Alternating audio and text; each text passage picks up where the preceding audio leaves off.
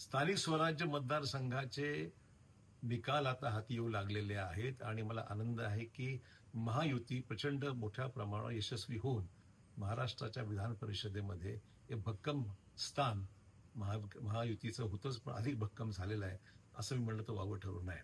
नांदेड स्थानिक स्वराज्य मतदारसंघातून महानगर अध्यक्ष महायुतीचे उमेदवार आणि भाजपचे महानगर अध्यक्ष अमरनाथ राजूरकर एक कार्यकर्ता खऱ्या अर्थाने आज त्याच्या कष्टाचं फळ त्याला मिळालेलं आहे. मी देवेंद्र फडणवीस साहेबांचे आणि आपले आमचे महाराष्ट्राचे अध्यक्ष रवींद्र चव्हाण यांचे प्रथम मी आभार व्यक्त करू. त्यांनी उमेदवारी एका कार्यकर्त्याला देऊन महानगर अध्यक्षाला त्या ठिकाणी संधी दिलेली आहे.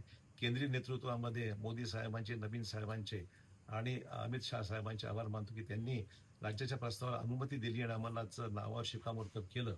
आणि त्याचबरोबर कार्यकर्त्यांच्या प्रचंड मेहनतीतून अमरनाथ राजूरकर हे चांगल्या मताधिक्याने विजयी झाले, हे मला याचा आनंद आहे.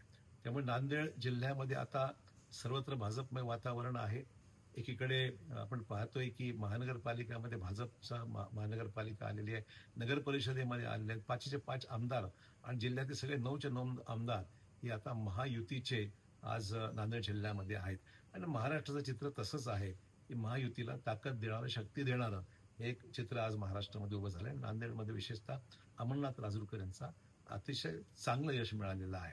मी एकनाथ शिंदे साहेबांचे आभार मानतो, सुनीताताईंचे आभार मानतो आणि विशेषतः आमचे मुख्यमंत्री देवेंद्र फडणवीसजी आणि रवींद्र चव्हाण साहेबांचे आभार मानतो